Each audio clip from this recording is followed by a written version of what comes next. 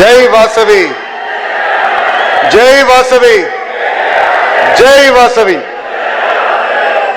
గౌరవ ముఖ్యమంత్రి శ్రీ నారా చంద్రబాబు నాయుడు గారికి, ఉప ముఖ్యమంత్రి ఉస్తాద్ భగత్ సింగ్ పవన్ అన్న గారికి, బీజేపీ రాష్ట్ర అధ్యక్షులు మాధవ్ గారికి, కేంద్ర మంత్రి పెమ్మసాని గారికి, బీసీ సంక్షేమ శాఖ మార్చులు మా లేడీ టైగర్ సవితమ్మ గారికి, ఇండస్ట్రీస్ మినిస్టర్ టీజీ భరత్ గారికి, మున్సిపల్ శాఖ మార్చులు అమరావతి పనులు పరిగెత్తిస్తున్న నారాయణ మాస్టర్ గారికి, టూరిజం మార్చులు దుర్గేష్ గారికి, నాదెండ్ల మనోహర్ గారికి, వేదిక పైన ఉన్న గౌరవ ఎంపీలు, ఎమ్మెల్యేలు, ఆర్య వైశ్య కార్పొరేషన్ చైర్మన్ మా రౌడీ రాకేష్ గారికి, అదేవిధంగా అమరజీవి పొట్టి శ్రీరాములు గారి మెమోరియల్ ట్రస్ట్ సభ్యులు, ఆయన కుటుంబ సభ్యులు, ఆర్య వైశ్య సోదరు పెద్దలు, ప్రజలందరికీ పేరు పేరున నా ఉదయపూర్వక నమస్కారాలు.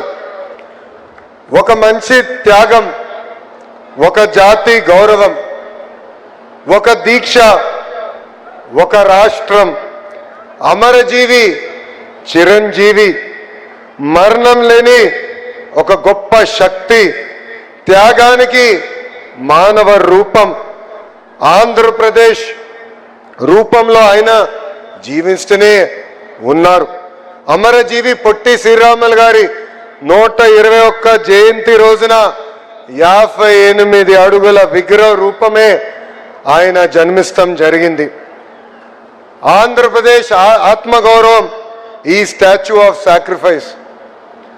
దొండి రాకేష్ వచ్చి నా దగ్గరకు వచ్చి, అన్న విగ్రహానికి ఏం పేరు పెడితే బాగుంటుందని ఆయన నన్ను అడిగారు. అప్పుడు నా మనసులో నేను ఆలోచించి, ఎవరి త్యాగం అయితే తెలుగు జాతి శాశ్వతంగా గుర్తుపెట్టుకుంటారో ఆ త్యాగమూర్తియే పొట్టి శ్రీరాములు గారు, అందుకే స్టాచ్యూ ఆఫ్ సాక్రిఫైస్ పేరు పెట్టాలని నేను కోరటం జరిగింది. ఈ విగ్రహం తెలుగు జాతి గొప్పతనం ఏంటో అమరావతి నుంచి జాతికి స్థాయికి తీసుకెళ్తుందని ఈ సభాముఖంగా నేను కోరుతున్నా. నేను తెలుగు వారినని గర్వంగా చెప్పుకుంటున్నా. ఆ గర్వం మనకు అందజేసిన గొప్ప వ్యక్తి అమరజీవి పొట్టి శ్రీరాములు గారు. ఆయన ప్రాణ త్యాగమే మన రాష్ట్రం. ఆయన జయంతి మనందరికీ ఒక పండుగ. అమరజీవి పొట్టి శ్రీరాముల జయంతి సందర్భంగా ఆయనకి నేను ఘన నివాళులు అర్పిస్తున్నా. యువగలం పాదయాత్రలో మా ఆర్య వైశ్య సోదరుల్ని కలిశాను. వాళ్ళు ఎదుర్కొంటున్న సమస్యలు నేను తెలుసుకున్నా. దాంట్లో అనేక సమస్యలు మేము పరిష్కరించాం. ఇంకా చేయాల్సిన కొన్ని పనులు మా ఉన్నాయి. కానీ ఆనాడు నేను మిమ్మల్ని కలిసినప్పుడు ఒక హామీ ఇచ్చా, అమరావతిలోనే పొట్టి శ్రీరాములు గారి విగ్రహం ఏర్పాటు చేస్తా అని చెప్పాను. అతి తక్కువ సమయంలో ఈరోజు ప్రభుత్వం ఆ హామీని నిలబెట్టుకుంటాం జరిగింది. ఈ స్టాచ్యూ ఆఫ్ సాక్రిఫైస్ 58 అడుగులు, అమరజీవి ఆమరణ నిరాహార దీక్ష 58 రోజులు చేశారు. ఆంధ్ర రాష్ట్ర ఏర్పాటు కోసం ఆయన త్యాగం మనకు ప్రతిరోజు గుర్తు పెట్టుకునే విధంగా ఈరోజు ఈ విగ్రహం ఏర్పడింది. మనం ఒకరోజు ఉపవాసం చేయాలంటే ఇబ్బంది పడతాం. అలాంటిది తెలుగు ప్రజల కోసం, తెలుగు జాతి కోసం ఆయన దీక్ష చేశారు. ఒక రాష్ట్రం ఏర్పాటు కోసం 58 రోజులు ఆమరణ నిరాహార దీక్ష చేసి త్యాగం చేసిన గొప్ప వ్యక్తి పొట్టి శ్రీరాములు గారు. ఈ చరిత్ర భావి తరాలు గుర్తుపెట్టుకునే విధంగా ఈరోజు మనం ఇక్కడ విగ్రహం ఏర్పాటు చేసుకున్నాం. 2025 సెప్టెంబర్ 3న ఇదే పుణ్యభూమి పైన మనం శంకుస్థాపన చేసుకున్నాం. కరెక్ట్గా 194 రోజుల్లో మొత్తం భారతదేశం ఆశ్చర్యపోయే విధంగా ఈరోజు పొట్టి శ్రీరాములు గారి విగ్రహం ఈరోజు మనం ఆవిష్కరించుకున్నాం. మా రౌడీ దొండి రాకేష్ గారిని ఎప్పుడు స్పీడ్ పెంచమని చెప్తా. అలాంటిది విగ్రహ ఏర్పాటులో ఆయన స్పీడే వేరు. ఇక్కడనే ఇప్పుడు కూడా ఉంది కంటైనర్. కుటుంబ సభ్యులందరూ వచ్చి ఇక్కడనే కంటైనర్లో పడుకుని ఈ విగ్రహం ఏర్పాటు చేసుకున్నారు. కానీ ఆయన ఒక్కరే కాదు, దాని వెనకాల మీరందరూ ఉన్నారు. ఇక్కడ వచ్చిన ప్రతి వ్యక్తి ఉన్నారు. మీ సహకారం ఉంది, మీ త్యాగం ఉంది. నేను కూడా ఆశ్చర్యపోయా. రాజకీయ నాయకులం పలానా రోజులు కదా చేయాలని చెప్తాం, కానీ ముందలు తీసుకెళ్లేదంగా ఉండాలి. అలాంటిది ఈరోజు మేమందరం గర్వపడే విధంగా, ఆశ్చర్యపోయే విధంగా ఆర్యవైశ్య సోదరులు పొట్టి శ్రీరాములు గారి విగ్రహం ఏర్పాటు చేసుకున్నారు. మంత్రులందరూ కలిసినప్పుడు చెప్పా, గౌరవ ముఖ్యమంత్రి గారు కూడా కేబినెట్ మీటింగ్ లో చెప్పా, ఆర్యవైశ్య సోదరుల్ని మనం ఆదర్శంగా తీసుకోవాలి.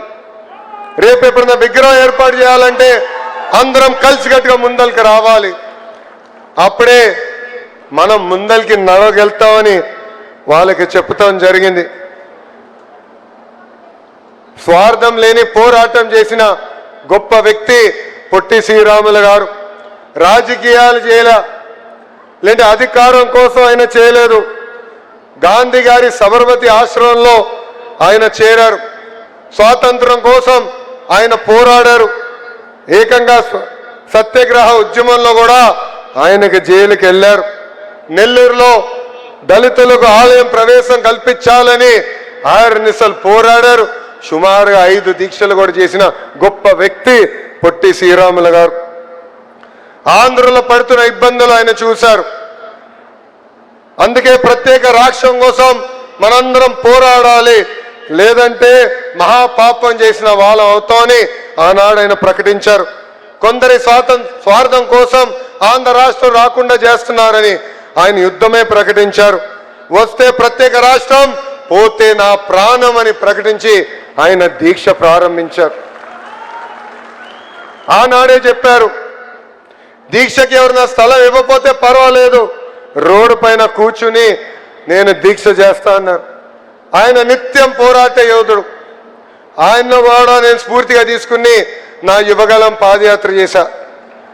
ఆనాడు రాత్రి బస చేసానికి ఎవరైనా భూమి ఇస్తే ఆనాటి ప్రభుత్వం ఆ భూమి 22A పెడతానని బెదిరించారు. ఆనాడే చెప్పా, నేను రోడ్డు మీద పొడుకునేలా కూడా సిద్ధంగా ఉన్నా, నమ్మకున్న దానికోసం నేను ముందరికి వెళ్తానని చెప్పా. మద్రాసులో బుల్సు సామూర్తి గారి ఇంట్లో 1952 అక్టోబర్ 19న ఆమర నిరాహార దీక్ష ప్రారంభించారు. దీక్ష ప్రారంభించే సమయానికి ఆయన బరువు 53.9 కేజీలు. 58 రోజుల్లో 38 కేజీలకి తగ్గిపోయారు. పొట్టి శ్రీరాములు గారు స్థానంలో ఎవరున్నా దీక్ష విరమించుకునేవారు. అలాంటిది 58 రోజుల పాటు దీక్ష చేసి ప్రాణ త్యాగం చేసిన గొప్ప వ్యక్తి పొట్టి శ్రీరాములు గారు. ఆంధ్ర రాష్ట్రం సాధించారు. అంతేకాదు ఢిల్లీని దడలాడించి భాష ప్రయుక్త రాష్ట్రాల ఏర్పాటు కోసం మొదటి అడుగు వేసిన గొప్ప వ్యక్తి పొట్టి శ్రీరాములు గారు. ఒక ఫేమస్ హిస్టోరియన్ రామచంద్ర గుహ పొట్టి శ్రీరాములు గారి గురించి ఒక ఆర్టికల్ రాశారు. ఆ ఆర్టికల్ నేను చదివాను. ఆయన ఆనాడు చెప్పాడు, దురదృష్టపు శాతం ఆంధ్ర రాష్ట్రం బయట పొట్టి శ్రీరాములు గారి గురించి చాలా మందికి తెలీదు. కానీ ఆయన ఇండియా హిస్టరీ కానీ జియోగ్రఫీ మీద పొట్టి శ్రీరాముల ప్రభావం చాలా ఉందని ఆయన ఆనాడు రాశారు. ఆయన దీక్ష తర్వాత భాష ప్రయుక్త రాష్ట్రాలు ఏర్పడినాయని ఆయన చెప్పారు. పొట్టి శ్రీరాములు గారిని ఇండియన్ మర్కటర్ అని ఆనాడు ఆయన పేరు కూడా ఇచ్చారు. మర్కటర్ అంటే 1569లో ప్రపంచ పట్టాన్ని తయారు చేసిన వ్యక్తి. అంత గొప్ప వ్యక్తి మన పొట్టి శ్రీరాములు గారి విగ్రహం ఏర్పాటు చేసుకుంటాం. మనందరి అదృష్టమని ఈ సభాముఖం మీ అందరికి నేను తెలియజేస్తున్నా. మిమ్మల్ని ఎప్పుడు కలిసినా నాకు గుర్తొచ్చే వ్యక్తి రోసే తాత గారు. ఆయన రాజకీయాల్లోనే ఒక స్టేట్స్మెన్. అలాంటి గొప్ప వ్యక్తుల్ని చూసి పెరిగిన వాడిని నేను. నాకు ఇప్పుడు కూడా బాగా గుర్తు, ఒక పక్కన చంద్రబాబు నాయుడు గారు, ఇంకో పక్కన రాజశేఖర్ రెడ్డి గారు హోరాహోరీగా చర్చించేవారు. కొన్నిసార్లు స్పీడ్గా మాట్లాడేవారు. కరెక్ట్గా నెక్స్ట్ డే పొద్దున 6ంటికి రోసే తాత గారు బాబు గారికి ఫోన్ చేసేవారు. ఫోన్ చేసి కొంచెం నిన్న చర్చ స్పీడ్గా వెళ్ళింది, ఈరోజన్నా చాలా ఓపికగా ప్రజల సమస్యల గురించి మాట్లాడదాం బాబు గారు అని చెప్పిన గొప్ప వ్యక్తి రోసే గారు. రాష్ట్ర విభజన తర్వాత ఆయన పుట్టినరోజు నాడు రోసే తాతకు ఫోన్ చేసేవాడు. ఎప్పుడు చెప్పేవాడు, తాత మీరు రాజకీయాల్లో లేని లోటు మాకు అనిపిస్తుంది, మిమ్మల్ని చూసి పెరిగిన వాళ్ళం, మీరు చేసిన రాజకీయాలు వేరు, మాకు దారి చూపించాల్సిన బాధ్యత అని పెద్దానికి చెప్పేవాడిని. రాజకీయాలకు అతీతంగా ఆంధ్ర రాష్ట్రానికి అద్భుతంగా సేవ చేసిన వ్యక్తి రోసే గారని ఈ సభాముఖంగా నేను తెలియజేస్తున్నా. ఇప్పుడే చూసాం, ఎన్ని కోరికలు తీర్చినా ఇంకా కోరుతూనే ఉంటాడు ఇక్కడ ఒక ఆయన రాకేష్ గారు. ఆయన మొన్న వచ్చి పొట్టి శ్రీరాములు గారి పేరు మీదుగా ఒక కాయిన్ విడుదల చేస్తే బాగుంటుందని ఆయన కోరారు. అది నేను కేంద్ర మంత్రితో ప్రభుత్వంతో సంప్రదింపులు చేస్తున్న, త్వరలోనే అది కూడా చేస్తామని ఈ సభాముఖం ఆర్యవైశ్య సోదరులకి హామీ ఇస్తూ,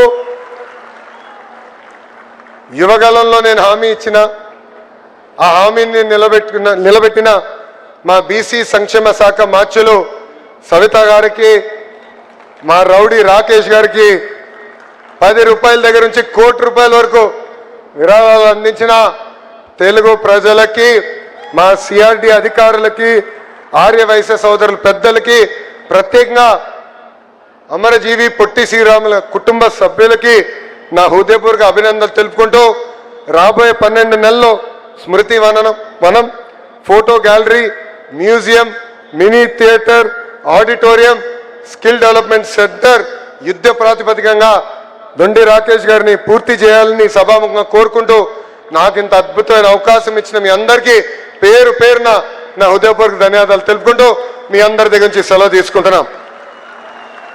జై వాసవి, జై వాసవి, జై వాసవి, జై హింద్. అందరికి నమస్కారం.